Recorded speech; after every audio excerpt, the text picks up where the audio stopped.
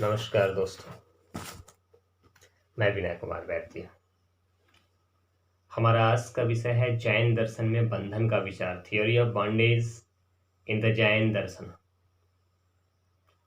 भारतीय दर्शन में बंधन का अर्थ निरंतर जन्म ग्रहण करना तथा संसार के दुखों को झेलना है। भारतीय दार्शनिक होने के नाते जैन मत बंधन के इस सामान्य विचार को अपनाता है।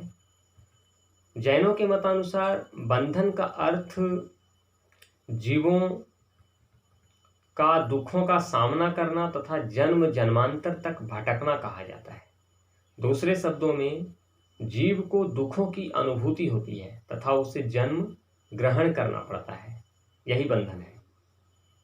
यद्यपि जैन दर्शन भारतीय दर्शन में वर्णित बंधन के सामान्य विचारों को सिरोधार्य करता है, स्वीकार करता है, फिर भी जैन दर्शन के बंधन संबंधी विचारों की विशिष्टता है और इस विशिष्टता का कारण जैनों का जगत और आत्मा के प्रति उनका व्यक्तिगत विचार कहा जा सकता है। उनका जो व्यक्तिगत विचार है वही इस मत को विशिष्ट बनाता है। जैन दर्शन में जीवों को स्वभावतः अनंत कहा गया है। जीवों में अनंत ज्ञान, अनंत दर्शन, अनंत शक्ति और अनंत आनंद आदि पूर्णताएं निहित हैं, परंतु बंधन की अवस्था में ये सारी पूर्णताएं ढक दी जाती हैं।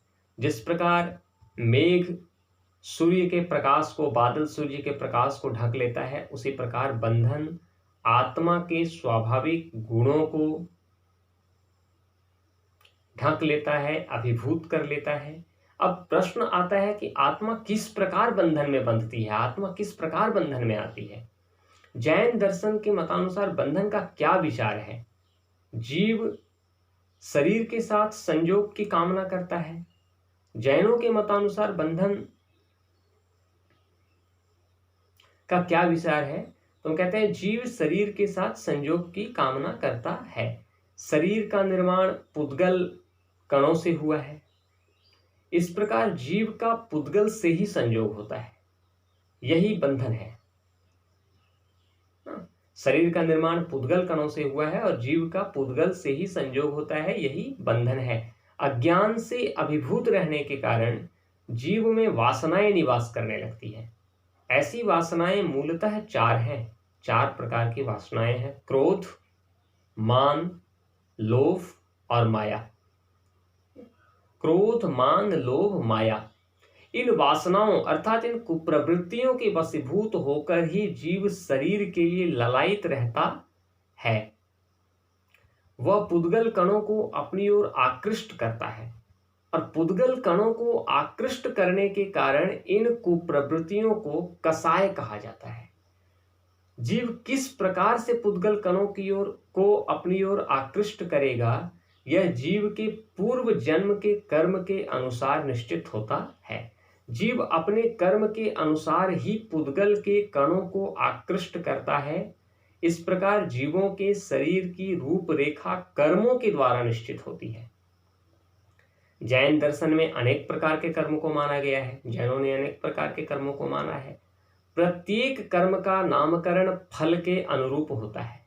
आयु कर्म उस कर्म को कहा जाता है जो मनुष्य की आयु निश्चित करता है, निर्धारित करता है। जो कर्म ज्ञान में बाधक सिद्ध होते हैं उन्हें ज्ञानावरणीय कर्म कहा जाता है। जो कर्म आत्मा की स्वाभाविक शक्ति को रोकते हैं वे अंतराय कर्म कहे जाते हैं। जो कर्म उच्च अथवा निम्न परिवार में जन्म निश्चित करते हैं वे गोत्र कर्म कहे जाते हैं। जो कर्म सुख और दुख की वेदनाएं उत्पन्न करते हैं वे वेदनीय कर्म कहे जाते हैं।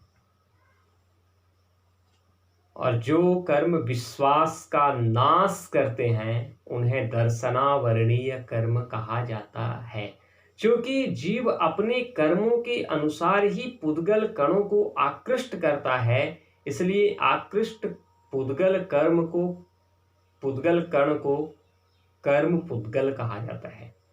अपने कर्म के अनुसार ही जीव पुद्गल कण को आकृष्ट करता है। जैसा उसका कर्म रहेगा वैसे ही कणों को आकृष्ट करता है। इसलिए जिन पुद्गल कणों को आकृष्ट करता है उन्हें कर्म पुद्गल कहा जाता है। और उस अवस्था को जब कर्म पुद्गल आत्मा की ओर प्रवाहित होती है आश्रव कहा जाता है। आश्रव जीव का स्वरूप नष्ट कर देता है और बंधन की ओर ले जाता है। जब ये पुद्गल कण जीव में प्रविष्ट हो जाते हैं तब उस अवस्था को बंधन कहा जाता है। और ये बंधन दो प्रकार का होता है, भावबंध और द्रव्य बंध। भावबंध आइडियल बॉन्डेज और द्रव्य बंध रियल बॉन्डेज। ज्यों ही आत्मा में चार प्रकार की कुप्रवृत्तियां निवास करने लगती है त्यों ही आत्मा बंधन को प्राप्त करती है और इस बंधन को भावबंध कहा जाता है। जब आत्मा इन कुप्रवृत्तियों का निवास आत्मा में हो जाता है, इन चारों कुप्रवृत्तियों का, तो आत्मा बंधन को प्राप्त कर लेती है, उसको भावबंध कहा जाता है। और मन में दूषित विचारों का आना ही भावबंध कहा जाता है। द्रव्य बंध उस बंधन को कहते हैं जब पुद्गल कण आत्मा में प्रविष्ट हो जाते हैं। जीव और पुद्गल का संयोग ही द्रव्य बंध कहलाता है। जीव का पुद्गलों से मिल जाना यही द्रव्य बंध कहलाता है। यानी चार प्रकार की जो कुप्रवृत्तियां हैं वो जब मन में निवास करती है तो आत्मा बंधन को प्राप्त हो जाती है, उसको भाव बंध कहते हैं। और जिन पुद्गल कणों की ओर जीव आकृष्ट होता है, जो पुद्गल हमारे अंदर जगह बना लेते हैं, स्थान बना लेते हैं, उन पुद्गलों का और जीव का जो संयोग हो जाता है उसे द्रव्य बंध कहते हैं। जिस प्रकार दूध और पानी का संयोजन होता है तथा गर्म लोहा और अग्नि का संयोजन होता है, उसी प्रकार आत्मा और पुद्गल का भी संयोजन होता है। यहाँ एक बात और स्मरणीय है, बहुत ही महत्वपूर्ण है कि भावबंध द्रव्य बंध का कारण है। भावबंध के बाद में ही द्रव्य बंध का आविर्भाव होता है। यानी जब भी बंधन होगा तो पहले भावबंध होगा, उसके बाद द्रव्य बंध होगा। हमेशा द्रव्य बंध का कारण भावबंध है। तो ये था हमारा जैन दर्शन के आलोक में बंधन का विचार। आगे हम फिर एक नए विषय के साथ आएंगे। तब तक के लिए धन्यवाद।